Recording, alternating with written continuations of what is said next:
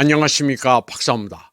5월 10일 스위스 제네바에서 미국의 스콧 베센트 재무장관과 중국의 허리펑 부총리가 만나 90일 동안 잠정적인 관세전 휴전을 발표했습니다. 미국은 그러나 관세전 대신 엉뚱하게도 화웨이 AI 칩 봉쇄령을 내렸습니다. 미국 상무부는 전 세계가 화웨이 어센 썽텅 AI 칩을 사용하는 것을 금지하겠다고 했습니다. 그리고 이를 어기는 것은 미국의 수출 통제를 위반하는 것이라고 말했습니다. 그런데 이건 웃기는 조치입니다. 화웨이가 어센 썽텅 AI 칩을 지금 막 양산하기 시작했으니 중국 국내 수요도 충족시키기가 버겁습니다. 다른 나라에 수출할 여력은 아직 없습니다. 그리고 남의 나라 제품이 경쟁력이 있어 보인다고 그것을 사지 말라고 전 세계에 엄포를 놓는 것은 매우 황당한 짓입니다. 봉쇄 효과는커녕 미 상무부가 중국 과학기술이 발군이라고 홍보해 주는 것 같습니다. 친중이고 반중이고를 떠나 상식적으로 보면 됩니다. 중국은 무조건 나쁜 놈이고 미국은 뭘 해도 정의롭다는 사고방식은 버려야 합니다.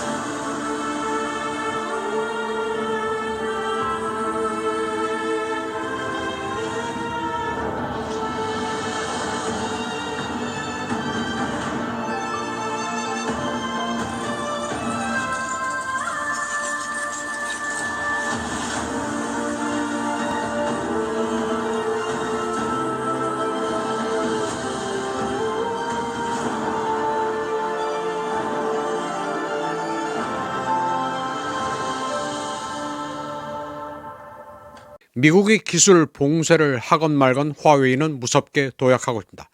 화웨이 CEO 위동성은 사흘 전 메이트북 폴드라는 신형 노트북을 선보였습니다. 맥북 에어보다 크기가 작지만 폴더블입니다. 13인치짜리지만 접은 것을 펼치면 18인치입니다. 무게는 1.16kg, 두께는 7.3mm로 모바일폰보다 얇습니다. 메이트북 폴드는 홍몽 하모니 OS5를 탑재하고 있습니다. 홍몽 하모니 OS는 마이크로소프트 윈도우즈, 구글 안드로이드 등을 대체하고 있습니다. 물론 그렇다고 메이트북 폴드에서 미국 것을 못 쓰는 것은 아닙니다. 그러나 하모니라는 OS를 중국이 개발해 적용하기 시작한 것은 굉장한 의미가 있습니다. 미국이 지금 마지막으로 남은 기술 분야가 제약과 IT 정도입니다.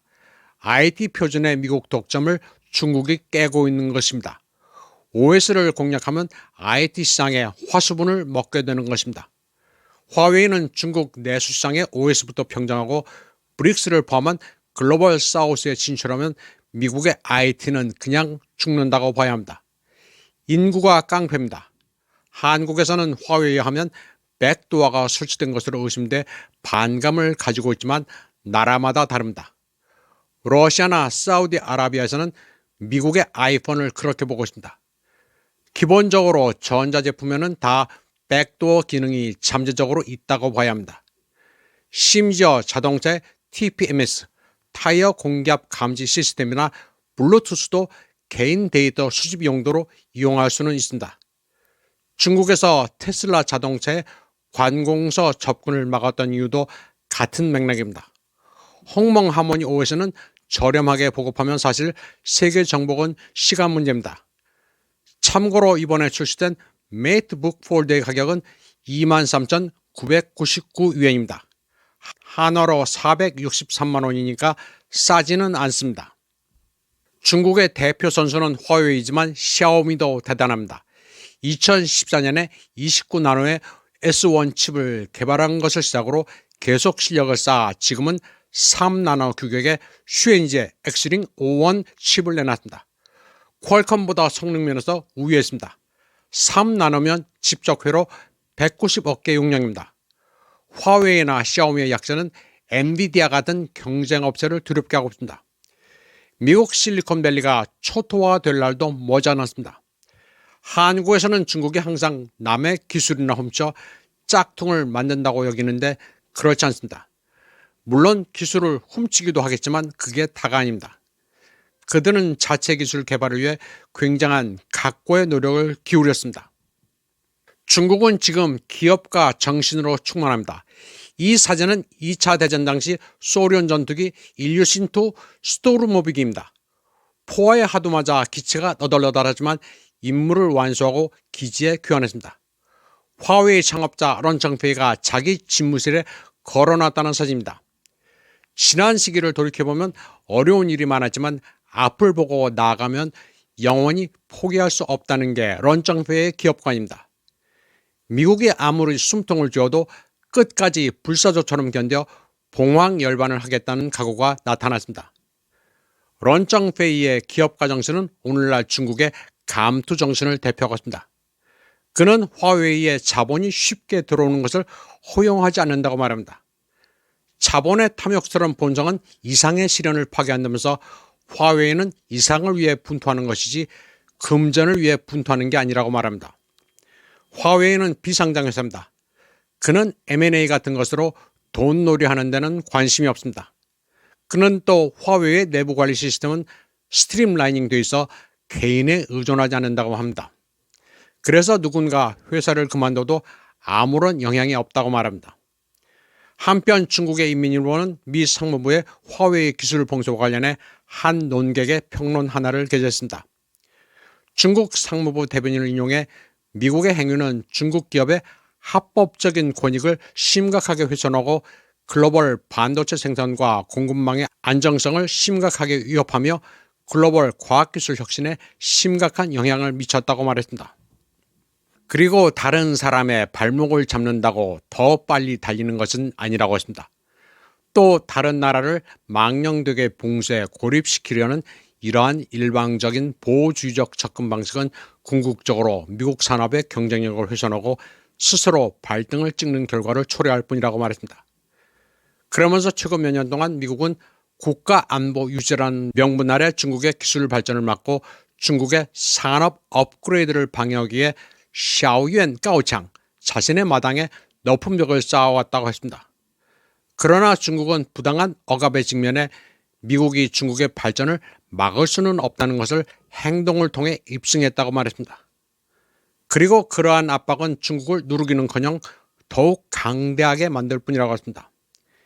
인민일보는 8년 전 미국이 중국을 상대로 무역전쟁을 발동한 이후 화웨이 등 하이테크 기업들은 전면적인 봉쇄에 직면하게 됐다고 했습니다. 그러나 이러한 목조르기는 쯔장숑신을 촉발했으며 과학연구 인원들은 밤낮을 가리지 않고 난관을 극복해 산업 서플라이 체인을 완성하고 초대 규모의 시장 우세를 활용해 국산 칩으로 봉쇄를 돌파했다고 말했습니다. 그렇게 국산 5G 모바일폰이 나오고 국산 OS도 계속 진화시키고 있다고 했습니다. 중국은 비바람을 견디면서 핵심 칩 부족 현상을 메우고 전자통신 산업의 탄력성을 증강시켰다고 말했습니다. 롱신 CPU 생태계 세대 교체가 가속화됐고 터널링 머신은 대구경 메인 베어링을 갖췄으며 핵심 레이저 부품에서 획기적인 발전이 이루어졌다고 했습니다. 오늘날 산업용 소프트웨어, 주요 장비, 과학기기 등의 분야 등 도처에서 혁신적인 창조자가 나타났다고 말했습니다.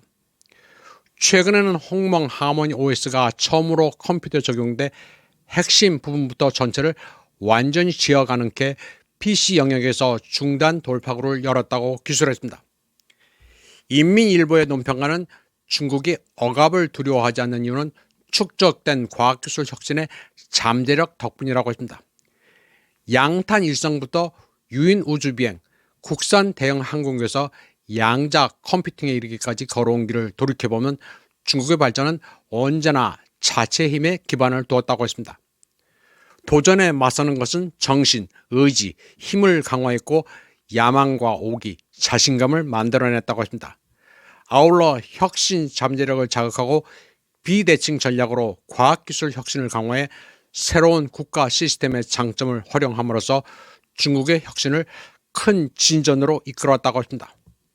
오랜 발전을 거쳐 중국의 자주적 혁신 역량은 크게 향상돼 중대한 과학기술 성과가 계속 나타나고 있으며 인공지능, 드론, 신에너지 등 신산업과 신비즈니스 형태가 번성하고 있다고 했습니다. 그래서 점점 더 많은 분야가 후발주자에서 이제는 동등하거나 선도적 위치에 서게 됐다고 말했습니다. 투자를 보면 연구개발 자금은 해마다 늘어나 작년에는 3조 6천억 위안을 돌파해 세계 2위를 차지했다고 시작했습니다. 인재 측면에서 보면 연구개발 인력수는 11년 연속 세계 1위를 차지했으며 이는 30여 년 전보다 10배 이상 증가한 수치라고 했습니다. 특허 건수도 중국은 세계에서 처음으로 400만 건을 넘어섰다고 했습니다. 지난 10년 동안 중국의 글로벌 혁신 지수는 11위로 뛰어올랐으며 이로써 중국은 혁신 역량이 가장 빠르게 증가하는 경제권 중 하나가 됐다고 지적했습니다. 인민일보 칼럼은 또 엄중한 외부 환경에 직면해 중국은 일찍부터 대비해 체계적으로 대응하고 있으며 그러한 비상대책이 효과를 보고 있다고 말했습니다. 그러면서 공정하고 질서 있는 시장 경쟁 질서를 확립하고 지식재산권 보호를 강화해 과학기술 혁신 요소가 기업 혁신 주체에 집중되도록 촉진하고 있다고 말했습니다. 혁신 환경이 더욱 최적화되고 있는데 올해 초부터 딥시크 등 항저우 류샤오롱이 폭발적인 인기몰이를 한 게 그 사례라고 시작했습니다. 또 기업의 혁신 부담을 줄이기 위해 연구 개발비 추가 공제 정책이 지속적으로 최적화되고 있다고 했습니다. 조기 투자, 소액 투자, 장기 투자, 하드 테크놀로지 투자를 장려하고 새로운 품질 생산성 요구에 부응하는 기술 금융 상품을 출시하는 중이라고 했습니다. 정책 지원이 뒤따르면서 양자정보, 뇌컴퓨터 인터페이스 등 최첨단 혁신의 등장으로 뒷심이 강력해졌다고 시작했습니다. 강풍에 쓰러지지 않고 끈기 있는 투쟁으로 비즈니스 개발에 신천지를 열어가야 한다고 촉구했습니다. 그러면 폭풍우가 가장 맹렬한 것은 너자 나오하이 이페이 총텐의 무대가 될 것이라고 말했습니다. 참고로 너자는 신화를 모티브로 한 중국 블록버스터 애니메이션입니다. 너자 나오하이 이페이 총텐은 온갖 어려움을 극복하고 하늘로 치솟아 오른다는 표현입니다. 이번 방송은 여기까지 하겠습니다. 시청해주신 여러분 감사합니다.